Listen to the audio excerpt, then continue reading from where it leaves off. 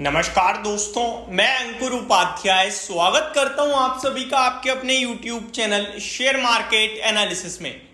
आज की बड़ी बात है 3 कंपनियों के रिजल्ट्स जो इस वीडियो में डिस्कस करूंगा। टीसीएस के ऑलरेडी डिस्कस करे हुए हैं डिटेल में, अगर आप जानना चाहते हैं प्लीज टीसीएस वाली वीडियो जरूर देखिएगा। बाकी इस वीडियो में मैं आप सभी के साथ 3 रिजल्ट्स डिस्कस करूंगा जो आज आए हैं बड़े लेवल पे, टीसीएस, आनंद राठी वेल्थ मैनेजमेंट और जीएनए एक्सेल्स के। चौथा स्टॉक है अदानी विलमार। बड़ी खबर आ रही है दोस्तों, अदानी ग्रुप शॉपिंग पे निकला हुआ है और इस बार अदानी विलमार के लिए शॉपिंग करी है। ये सरप्राइजिंग है और बहुत अच्छा है क्योंकि अदानी विलमार में काफी लंबे समय से इन्वेस्टर्स फंसे हुए हैं। इन्हें भी बेचारों को पैसा बनाने का मौका मिलना चाहिए, इन्हें भी एग्जिट मिलनी चाहिए। तो अदानी विलमार के लिए एक बड़ी अच्छी खबर आई है और एक सेक्टर के बारे में बड़ी अपडेट आपके साथ शेयर करूंगा।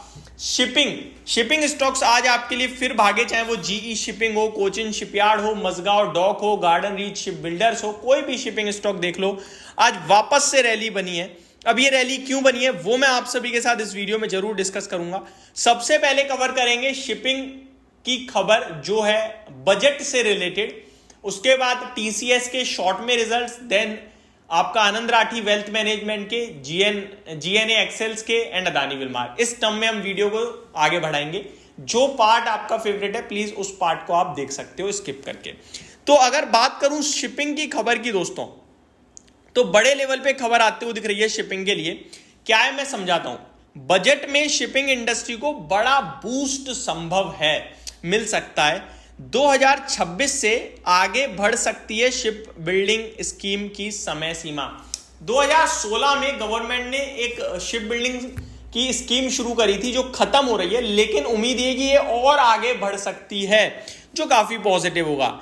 स्कीम के तहत दी जाती है 20% तक की वित्तीय मदद, यानी कि फाइनेंशियल हेल्प मिलती है इस स्कीम के तहत, जो और एक्सटेंड हो सकती है।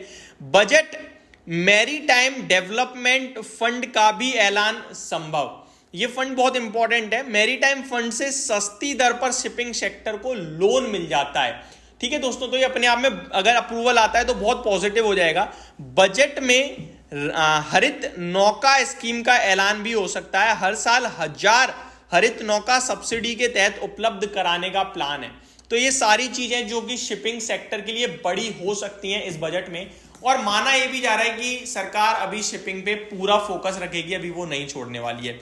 तो बजट में शिपिंग सेक्टर को लेकर कुछ बड़ी चीजें आ सकती हैं। आगे बढ़ते हैं टीसीएस के रिजल्ट्स की तरफ। मैंने वीडियो ऑलरेडी बनाई, मैंने आपसे डिस्कस भी किया है कि टीसीएस के नंबर्स मेरे को अच्छे लग रहे हैं, कोई दिक्कत नहीं है। अभी मेरे पास और ज्यादा डिटेल्स हैं आप सभी के साथ डिस्कस करने के लिए। सबसे पहले तो कंपनी ने डिविडेंड दिया है अपने शेयर धारकों को, कितना वो मैं आपको बता दूं, 10 रुपए प्रति शेयर का डिविडेंड के साथ साथ कंपनी का जो मुनाफा है दोस्तों वो अनुमान से बेटर आया है।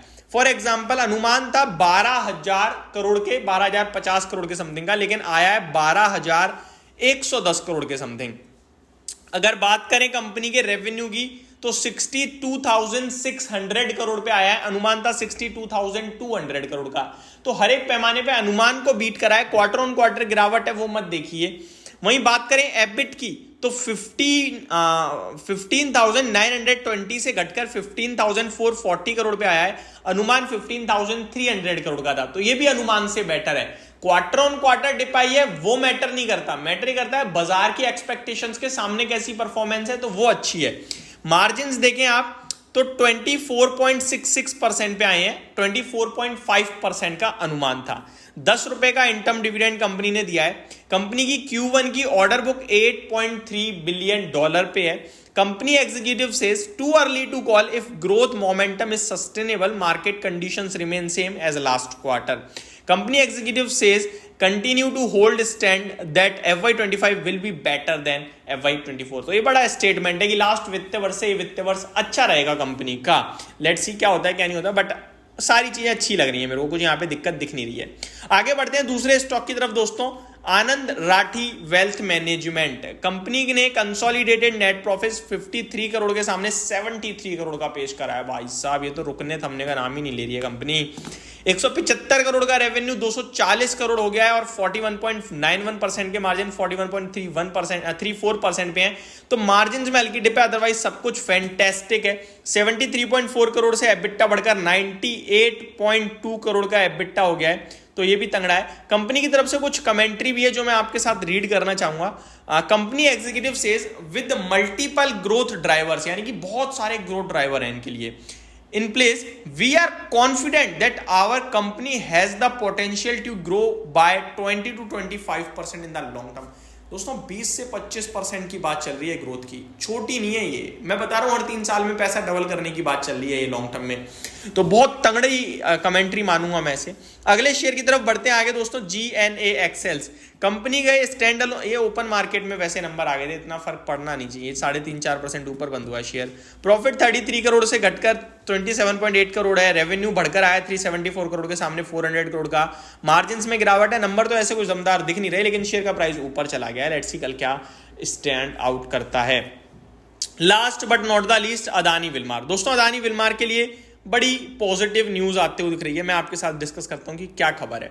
कंपनी की तरफ से बयान है, company advances it's presence in speciality chemical, तो स्पेशलिटी केमिकल में कंपनी ने अपना रुतबा बनाने की कोशिश करी है, प्रेजेंस जताया है।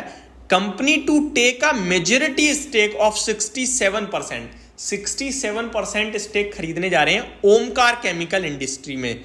आगे बात करी जाए तो डील की जो वैल्यू, एंटरप्राइज वैल्यू जो वो 56 करोड़ के समथिंग की हो सकती है, और ये एक्विजिशन कंप्लीट हो जाएगा 3 से 4 महीने में। तो ये बड़ी अपडेट आते हुए दिख रही है अदानी विलमार के लिए। होप आपको सारी चीजें समझ में आई होंगी। Thank you so much for watching this video, have a great day guys.